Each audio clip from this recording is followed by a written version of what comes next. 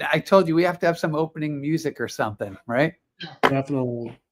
Good afternoon, boys. How are we doing?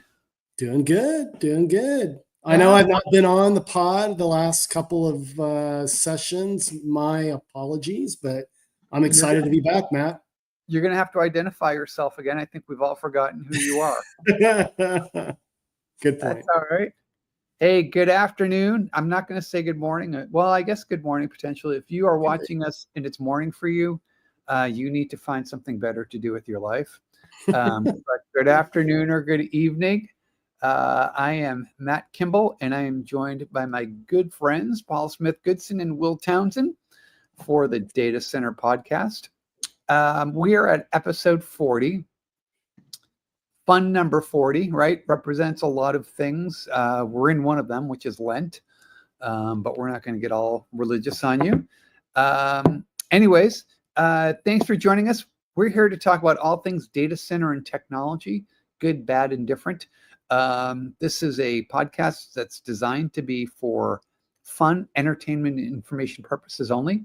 Do not use this for financial or don't take this as financial. Will shaking his head no, but I know he does. Don't take it as financial advice or any kind of input to your trading portfolio. With that said, Will, how are you doing? I'm good, Matt. I'm back for a few days, and I understand you're in New York today, and I'll be headed to New York tomorrow. So yes. And Paul, how are you doing? Good. I'm doing good. I'm heading for Austin this week. You're heading for Austin this week. I love it. Exotic. I am in New York. This is the middle of travel week, and our travel season for conferences. So we're on the different plane every week, it seems. And by the way, one last thing before we get going, we have changed our record. As you can see, we're recording on Monday. This is our new date, our new day. We will typically do it in the morning, but the boys were good enough to accommodate me for travel. But look for us on Monday because we know it's a down day for you. And what better way to start your week than to look at these three handsome faces? Anyway, episode 40, lots to talk about. We're going to talk Google and Wiz, not the movie or the play, but the company. Right. We're going to talk quantum. We're going to talk about Softbank and Ampere, and we're going to talk all things NVIDIA GTC.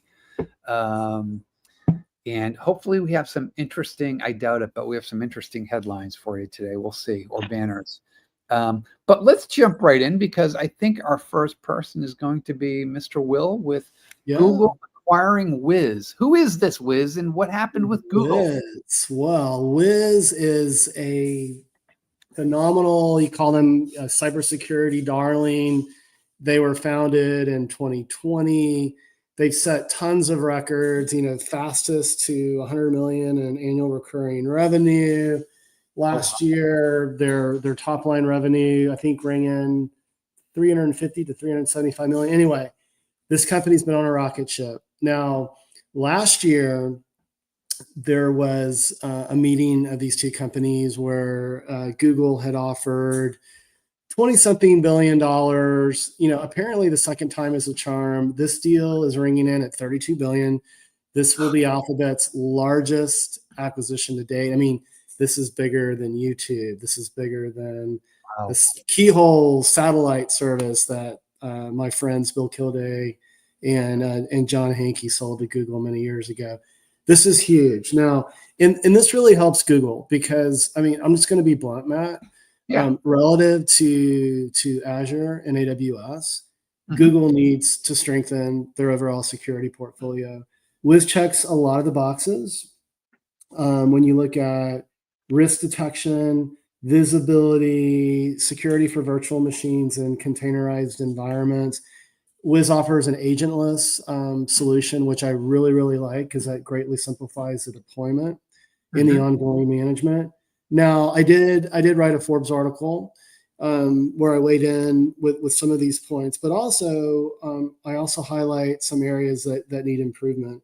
In particular, Wiz is somewhat shallow with runtime protection, and they have limited application security features. But from my perspective, Google is going to put a lot of investment into the ongoing development to really strengthen the overall solution in the portfolio. So, hey, 32 billion, that's a lot of money, but this does bring Google some instant, strength. And not to say that Google wasn't, the Google Cloud folks weren't focused on security. I mean, I've been getting briefed, it just wasn't complete, right? And so Wiz is a very expensive easy button for GCP to complete that. So what do you think? Well, first thing is, if you hear those sirens in the background, I might only have a few minutes left before I'm found. I apologize. Okay. So here's a question for you. So Wiz did very well because not because they made a security solution for GCP, but because they did general kind of multi-cloud protections, right? Exactly. Yeah.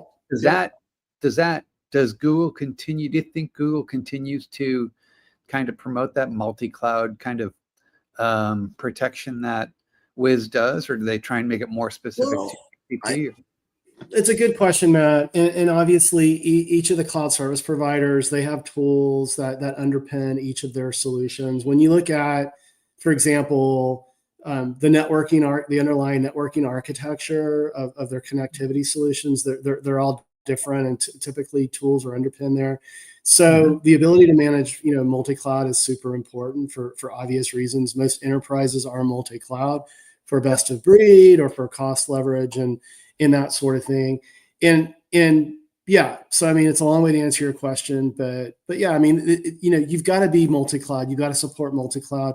There have been companies like Infoblox that step up and that focus, for example, on DNS and do that well across multi-cloud environments. But certainly, it's table stakes at this point, right? So it would not serve Google well to have Wiz just focus on the security of its cloud infrastructure. So yeah, so I do expect that it'll continue to be multi-cloud going forward. Yeah. What about the Department of Justice and FTC and there could be some problems there. I don't know. Huh. Why do you say that, Paul? Yeah. I don't think there'll be any resistance from the Trump organization, but you never know how they look at things. Oh, as far as approving, well, I believe so. Wiz is not a public company, right? And so when the first deal didn't come together several months ago last year, Wiz did say that they were going to pursue an IPO, but Google backed the money up. So they're a private company, so this won't require any sort of regulatory hoo-ha. Yeah. Did it in? Hey, Will, one last question for you. Yeah. In the public materials that were, or what you were told or briefed that you could talk about publicly, was there any discussion around kind of like any understanding you maintain the multi-cloud capabilities, because that's really kind of the value of Wiz? Right. Any discussion around kind of things they might do with, because Google has its own hardware-based security platforms they've kind of deployed. Right. Any discussion around kind of what we might see from a better together kind of implementation?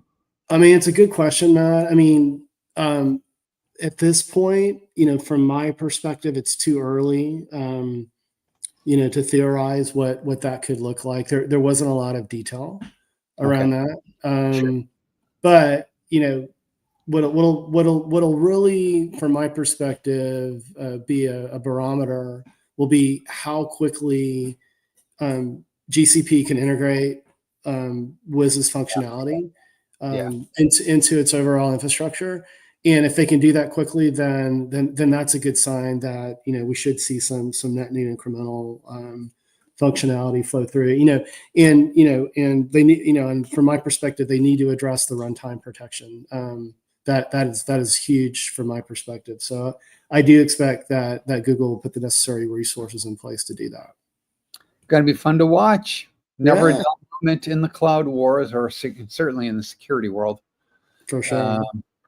Kind of see if they have anything interesting planned for Palo Alto for RSA conference. So Yeah, no, I'm sure there'll be lots of news coming for RSA, and I will be there with bells on.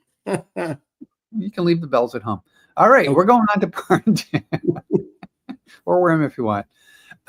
Canada is quantum. All right, we know who this is. Not because it's clever. This is one of your less clever headlines, but you're the only quantum guy here. Yeah, actually, this is not a big deal in the scheme of quantum, but it's kind of unusual because Canada, that may be our next state, and they're not doing a lot of, they're not doing a lot of funding in quantum, and so it's kind of unusual. So I did want to point it out in case the governor wants to do us some favors up there. There's 2 organizations, one called the Natural Sciences and Engineering Research Council of Canada, which is a longer title than the amount of money they gave, and another called National Research Council of Canada. And they put some funding up to support 6 different quantum type of technologies. The goal is that the National Quantum Strategy is they want to have early adoption by Canadian industries, and they're looking to support basically 3 pillars of quantum: research, talent development, and commercialization. I mean, so they're not too far ahead. Actually, they're pretty far behind on quantum, but based on what those are. So the target industries that they've got are pretty typical for quantum and AI: healthcare, environment, security, navigation, natural resources, of course, and manufacturing. And they're trying to get collaboration going among the different sectors in Canada. They want the universities and SMEs and the private sector and public sector to get together and try and do something with the funding. The funding was, I don't remember, I think it was 7 million and 9 million. I got more funding for a little DoD project than what they're trying to fund an entire country with. So it'll be interesting to see it. Not big news, but it is news for quantum in Canada. Hey, Paul, what's your take on going totally off topic from Canada? But 2 questions. First is, did you have a chance to, during GTC last week, Jensen Huang had he hosted a quantum day, which I had to leave, so I didn't get to see it. But did you get a chance to follow it at all, and any thoughts on it? Yeah, I followed a couple of the announcements that they made. One was the agentic models, that the open source models they came out with.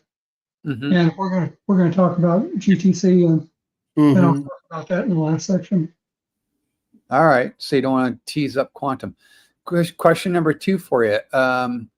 You say Canada doesn't invest a lot in quantum or hasn't, but it seems like the U.S. has kind of done quite a bit in China and maybe the Nordics. Are there countries where you've seen that you view as like leaders? Is it really China and the U.S. lead and everybody else follows, or? Switzerland's pretty big and doing a lot of quantum work. There is quantum work being done over in Europe. IonQ is just put in one of the new processors over in Basel, and Switzerland's doing some other things. And I think that may end up being one of the quantum center points for Europe. So they're doing, and IBM is doing a lot of stuff in Germany. So. Okay, so pretty much everywhere. Okay. Yeah. Right on. All right. Okay, we're moving quickly today, baby. Here we go. Yeah, and you've got a little acquisition news to share as well, right, Matt? A little bit, yeah. Softbank acquires Ampere. So let's set the stage. ARM has been, teased in the data center. It had been getting teased quite a bit through the 2010s. Ampere is a CPU company founded by Renee James and a few other ex-Intel execs, and call it the right time, the right place with the right product. But that combined with ARM investing a lot into its Neoverse architecture saw, for the first time, and Graviton from AWS, saw first time where ARM was a serious, first-rate citizen within the hyperscale data center. And Ampere did quite well. They've sold into Azure, they've sold into Alibaba Cloud, they sold into Google Cloud, and quite a few others. Quite a bit of success. Companies started to realize they could find higher levels of efficiency, both kind of power, performance, and cost through custom silicon. So the market kind of fell out from Ampere. Their valuation went from $8 billion down to about $6 billion over a couple of years, in fact. So Softbank came along. Softbank, who owns 90% of ARM, came along and said, you know what? This is a good deal. So they acquired them for $6.5 billion last week.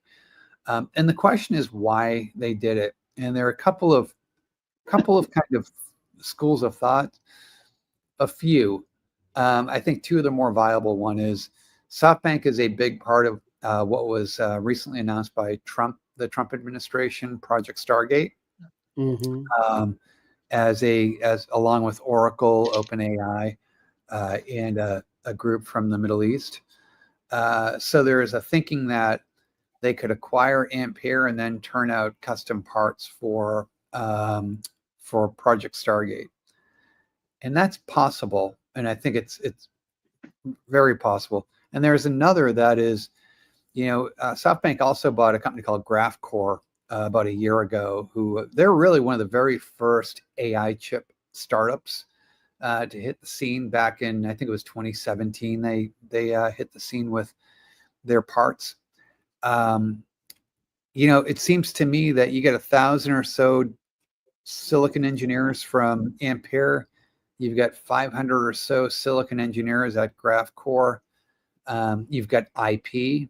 You've got teams that know how to build, validate, manufacture, and bring chips out to market. Seems to me you have the makings of a custom silicon company that can sell into the likes of Meta, can sell into the likes of Azure, Google, for other things other than just CPUs. A couple more key acquisitions around interconnects, and you've got an IP portfolio and a team that rivals that of Marvell. And your first customer could be Project Stargate, right? Yeah. Oh, and part two to that, the second largest investor in Ampere was a company called Oracle, who also happens to be a major part of Project Stargate. Interesting. I think there's a lot of stars aligning here. I think it's a good acquisition. If you did it solely for the purpose of Project Stargate, I get it. But if you did it with the larger vision of servicing the hyperscale market, it's a pretty smart kind of move, because that market is so huge. We're talking hundreds of billions of dollars in potential revenue, across the different service or providers. So, anyway, hey Matt, I'm just curious. So, all of the hyperscalers, like AWS, Google, they're all doing, CPU, purpose-built, custom CPU silicon, right? What are the other opportunities for someone like Ampere? Not analog stuff, right? But what's that opportunity, do you think? Well, so there are a couple of ways to look at it, right? One is to look at the pure CPU play. And by the way, there are hyperscalers that have the desire to do their own custom CPUs, but either don't have the budget to go hire Annapurna Labs like AWS did. Man, they're getting closer. You hear those cops, right? They'll never take me alive. They either don't have the resources to go hire their own team, or they just don't want to get bogged down in hiring a bunch of silicon engineers and managing a TSMC relationship, right? At scale. Meta being one of those, and all these next new wave of cloud service providers that are not quite the size, but have the same characteristic or the same operating characteristics, right? A few percent of wattage saved can translate into millions of dollars, right? So there's that CPU business. There's also the ASIC business, which it's not a secret that, for instance, AWS hired Marvell to do Trainium for them, right? Which is their training part for AI. And there are a lot of other instances, security platforms that we just talked about earlier. In Marvell, Marvell plays in a lot of these as well. Underserved markets where Ampere doesn't necessarily play, but when you put together that entire portfolio, you start to see where it starts to make sense for a Softbank, right? But the CPU market in general is pretty significant. So, and again, it's we look at North America, but it's North America. It's the cloud players in Europe. It's the cloud players in the Far East.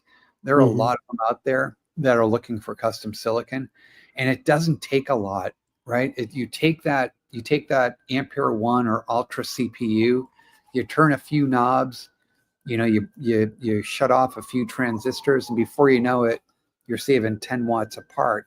And that 10 watts apart ends up turning into $1 million across the organization saved on power costs every year. I'm being a little hyperbolic or exaggerating a little bit, but you see the spirit of what I'm trying to say. Right. It makes perfect sense, man. Yeah. Anything you want to add there, Paul? You know this stuff better than I do. Just the fact that they've made a commitment to AI innovation in the States, and by acquiring a U.S.-based company like that, it kind of makes us feel pretty good about SoftBank, I think. So it might end up getting a lot of deeper collaborations with other tech firms. Yes. So kind of interesting to watch. Yeah. Hey, one more note on that, just on the Ampere front. I don't mean to make it sound like they didn't build they built a very good part. I think what they've run into is what the cloud providers ran into with Intel and AMD, and that is commercial CPUs do not serve the needs of the CSPs as well as we think they do. There's a lot of power and a lot of performance that gets left on the table or doesn't get used properly because you're building a part to serve millions instead of to serve one single customer. So, but those Ampere parts are good and the people are fantastic there. Anyway, all right. This again, I could talk all day long on this. All right, so let's move on to the most interesting part of the show, which is NVIDIA GTC Rundown. So here's what we did, listeners, viewers. Each of us wanted to talk about our own kind of area within GTC. So we just lumped it into one discussion topic, and we're all just going to kind of go around. And because I abused Paul earlier and tried to get him to talk about GTC before or out of order, we're going to start with you. What did you take away from GTC? Mr. Smith. You insulted me. I'm not going to say anything. You're fragile. One of the announcements was the NVIDIA Numatron. It does sound like a robot, but it's not. It's a family of AI models that they develop, and they've got a lot of reasoning capabilities built into them, and they're aimed at the agentic AI application. So they're optimized for different platforms, from data centers to PC. They come in 3 models: a nano, a super, and an ultra. They're really not all that small. They're LLMs, and they're built for those different applications. Like the Nano has got, I think it's got 8 billion parameters, and it's got a context length of over 128,000 tokens. So, they're pretty big. And they launched it using the Llama family of AI models. So they're all open source, and I think they're going to do quite well. They've got they said by post training these models, the accuracy increases by up to 20%, and the inference is like 5 times what it would normally be. So these are pretty healthy, and I think there's going to be a lot of market for it. I mean, everybody wants to build agents now. Yeah. They're available through the NVIDIA NIM microservices, and I think they'll be available in April. I think that's what they said. So, looking forward to these, and I think they're going to do quite well. Hey, Paul, what did you take away from going off a little bit off topic? But at the end of Jensen's keynote, he got into the robotic aspect of kind of bringing AI to the physical robotics and Groot and all that stuff. What's your take on all that? Interesting to you? Not interesting? Robotics is a big market. It's going to be a big market. Mm-hmm. I mean, you look at what Elon Musk is doing. I mean, he's really big into robotics. NVIDIA is going to be big into it. And if you look at the areas I'm covering, what I want to cover and normally cover is AI and quantum / robotics. Yeah. So, I think there's a big future for it. I don't know the dollars amount. I haven't really dug into any papers and looked in the future, but I know it's a very large market. Yeah, it's going to be huge. And once it takes off, it's going to be big. Yeah. I mean, you've got medical and industry, home, all the automotive market. Yeah, it's going to be huge. It's going to be huge. Well, what were you? You were you were close by in Santa Clara. Yeah. Couldn't connect. Any takeaways from GTC and what you saw and what you heard and what you read? Yeah. So I think the thing that jumped out at me, and and Patrick Moorhead, our fearless leader, pointed this out as well, but there was an announcement around, so Spectrum X is NVIDIA's Ethernet portfolio, and then Quantum X, which is InfiniBand. But there was an announcement around silicon photonics networking switches. Mm-hmm. And if you believe what NVIDIA believes that these switches can deliver, it's pretty phenomenal. They integrate optics, with 4 times fewer lasers to deliver a 3.5x improvement in power efficiency, in a whopping 63 times greater signal integrity, 10x better network resiliency, and 1.3x faster deployment. So I mean, these are some pretty incredible numbers. And the whole notion of I think Pat he shared some thoughts on X around co-packaged, right? Mm-hmm. Optics and that sort of thing. So I'm still digging into it. I mean, to your point, you and Patrick were actually there on the ground. I was spending time with Synopsys at their executive forum. But I'm digging further into it. I do plan to publish. It's probably going to be a research note. It's going to be a little more technical, but mm-hmm. At a high level. And then there was some discussion around what NVIDIA is doing to drive, the 6G bandwagon with AI integration into the RAN. I've actually got an article that I've been working on that'll be publishing on that point pretty soon as well. But yeah, I mean, from a networking perspective, this whole notion of photonics switches is quite compelling. Yeah, they're doing everything. They are literally doing crazy. Yeah. The one area I'm waiting for them to do something more concrete is on the storage front, but everything else, when you think about kind of data journey in AI and just the data journey from creation to utilization to moving, NVIDIA has a hand in how it's being done. It's crazy. Yeah. Crazy. Yeah, and it was also interesting, during GTC, I did catch the fact that Jensen and Chuck Robbins from Cisco were on Kramer's Mad Money, and they're talking about the partnership and the relationship. And what I called out is the fact that when you look at how both companies are bringing, we're talking about purpose-built silicon, right?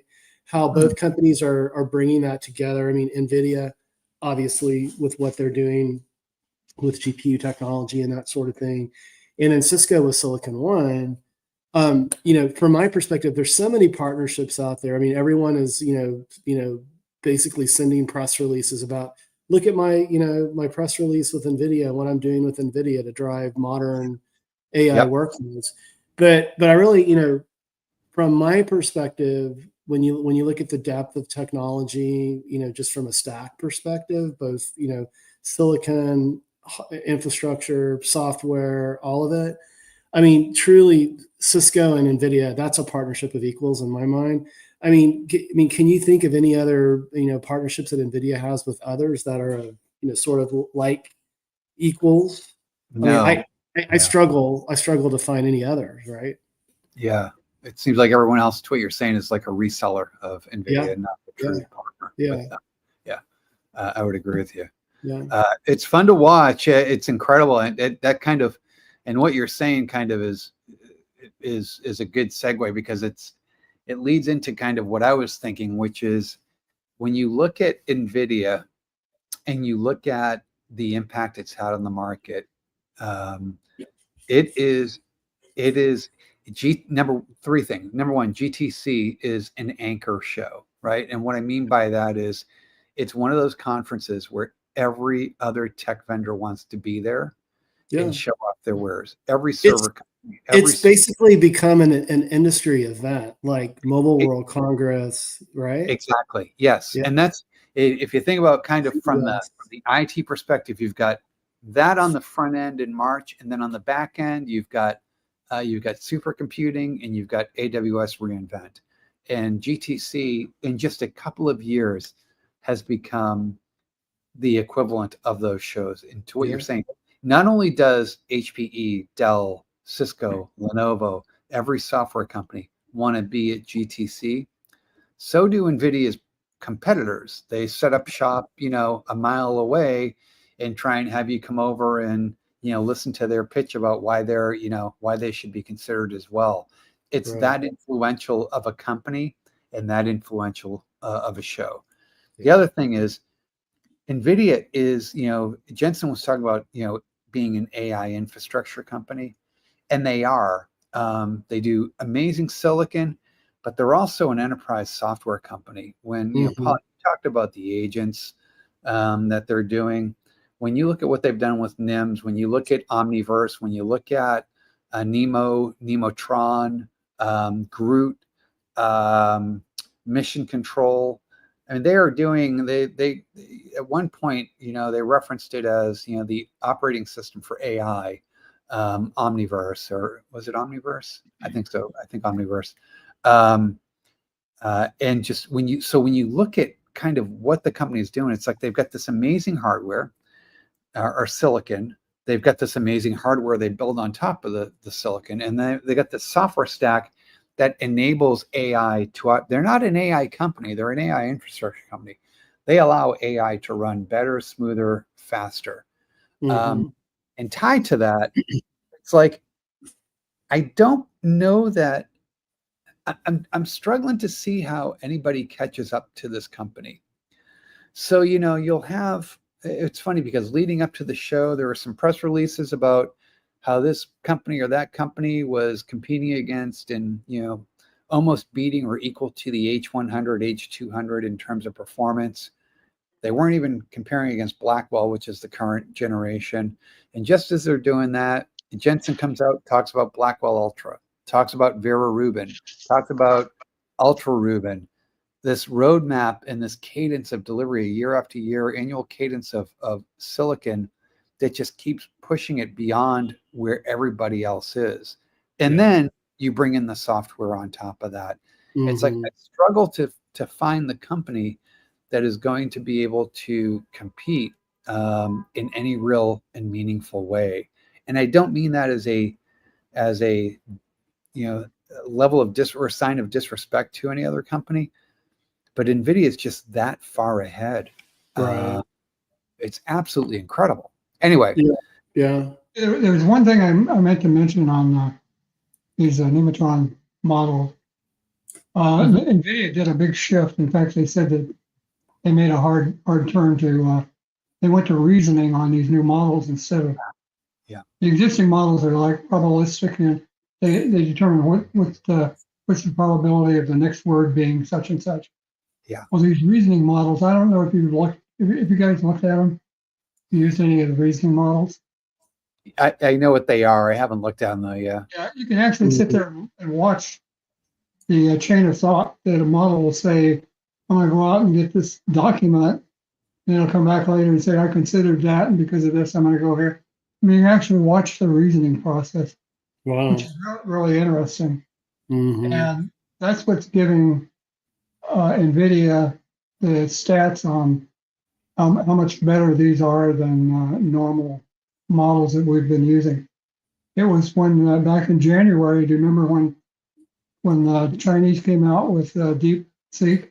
Yep. And a lot cheaper, and it also used reasoning. Yep. And we took a big hit on tech stocks back then. Mhm. So that's what these new Nematron models are. Yeah, it's just incredible, and it's fun to watch. My hope is that you'll see, these up and coming companies and the existings, the AMDs, the Intels, and the Cerebruses, or the, some of these other challengers, come along and really kind of push the envelope and build on what NVIDIA is doing. But man, they're just a complete company. Again, amazing Mhm. silicon, amazing hardware, amazing software. And I don't mean that. I'm not a fanboy. If anything, my AMD roots make me want to root for AMD more. But Yeah. it's just impressive what he has done. Yeah. Impressive. I still like glass tubes in my radio, you know?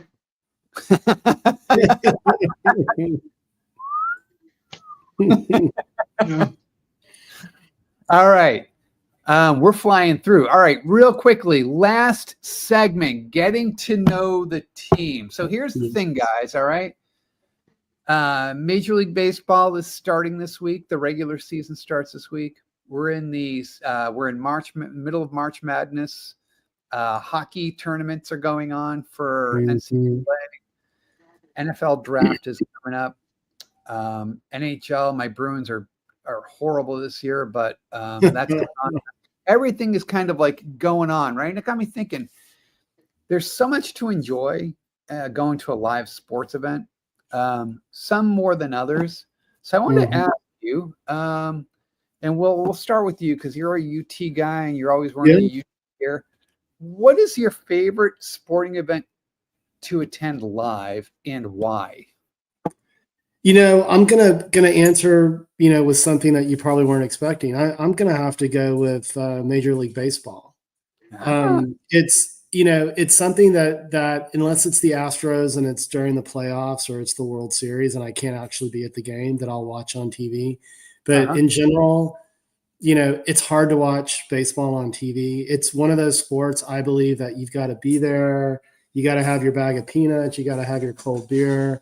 And it's just, it's an experience to go to an MLB game, and just be there. And even, in Austin, we're in Round Rock, we've got the Round Rock Express at the Dell Diamond. I've enjoyed doing that over the years as well, taking my kids there when they were younger, but definitely baseball. I am a huge UT, football fan. I'm a grad. My dad was a grad. My brother was a grad. And I love going to UT football games. They're already on my calendar. The home games are this year, as well as Texas OU. But it's got to be Major League Baseball for me, Matt. Very good, very good. I have a newfound respect for you. How Awesome. about you, Paul? I've actually got two. One is when I worked in Ohio, opening day for Cincinnati Reds was like a citywide, statewide holiday almost. Yeah. I mean, it was fun going. That was a special day. I mean, have beer and peanuts and popcorn and just a relaxing time. We always had really good seats and it was fun. The other one is attending a live boxing match. Ooh. You get close enough, a ringside seat. I mean, you get hit with spit and blood and everything else when somebody gets a good punch. It makes you want to hit somebody right next to you, just smack them in the face. That's Fight Club. Fight Club. Fasting sports. Well, you can always come over my house on a weekend, and we can recreate those boxing matches if you want. Yeah, or Fight Club. I'm going to recreate Fight Club. Moor Insights and Strategy Fight Club. You know the first rule of Fight Club. That's right. Don't talk about it. All right, for me, I'm going to continue the theme. I have two as well. It is baseball, and like you, Paul, when I was in Boston, grew up living there, and living there as an adult, I remember calling in sick to work and going and catching opening day with my roommate at the time, Eric, and playing seat bingo. It was a blast, and it's one of those things where, I played baseball growing up. My kid played college, but one of my kids played college baseball. My wife is just a fan. You can go with anybody. And it's to what you said, it's just a great time. You sit down, you watch, you chat, you eat hot dog, maybe some peanuts, drink a beer, maybe get in a fight, get kicked out, right? It's such a great time, and you don't have to be a baseball fan to enjoy the experience. Exactly. The other is kind of tied to Paul. It's hockey. I forgot about hockey. Oh my I've God. been to a couple live hockey games, and you're right, Matt. Like when I lived in Dallas, and it was the Dallas Blackhawks, and then eventually the Dallas Stars. I mean, I went to a couple, but hockey is a lot of fun live. We played hockey. Yeah, played hockey in high school. Did you? Yeah, Montana. Yeah. Boy. We took our boys to a hockey game. It was a AHL game. So, like the farm system for the NHL, when they were, my youngest must have been 5. So my oldest would have been 7. And we were 3 seats off the ice. And my kids were so sweet. Like every kid, they were so sweet when they were little and innocent. And a fight broke out in front of us, like right in front of us on the ice. And my kids went from darling little creatures to murderous little, I can't say the name, like that. The minute they started going at it, they were banging on the glass and they're yelling and screaming. It's like a boxing match. You just get into it. Yeah. I'm going to go with hockey. That's funny. Anyway, hey, what do you guys got coming up for travel? I'm in New York. Will, you're coming in as well? Yeah, I'm coming to New York here pretty soon, and then next month it's a whirlwind. I'm headed to Florida. I'm headed possibly to Arizona. So yeah, just we get measured, I think, Matt, by the number of air miles that we logged, right? As analysts. So I'll give you guys some advice going to New York. Don't hold up signs and don't get mugged. Okay, good advice, Paul. I'm doing neither. Yeah, I'm in New York right now for IBM. I have an Intel event in Vegas next week. And then I have a couple weeks off before, we have Dell Tech World coming up, HPE Discover, Pure Accelerate, a lot going on. So it's going to be a lot of kind of from the road reporting to do. Yeah, like I'll be with Extreme Networks in Paris in May. I'll be at RSA conference at the end of April. So yeah, it's like you said, Matt, we're in the thick of event season. It's going to be fun. Yeah. Anyway, Nutanix next. Anyway, listen, guys, I think we made it through in record time. Great conversation. Thank you again for adjusting your schedules to accommodate my travel, which I stupidly didn't even realize until the last minute. But we will talk again in 2 weeks. Yeah. Not same day on Monday, but earlier in the morning. So make sure if you're watching out there that you set your calendars around Monday morning in 2 weeks. Thank you for listening in. If you liked, please hit that like and subscribe button. If you didn't, Too bad. And we'll just close with, again, this was not a conversation that was meant to guide your financial portfolio or stock portfolio, really just for entertainment, but we'd love to hear your feedback. So send us a message, send us a note, and look in the show notes for all the links to all the great stuff we've written about these topics. And until next time, we will see y'all later. See you later. Yeah. Thanks, Matt. Thank you.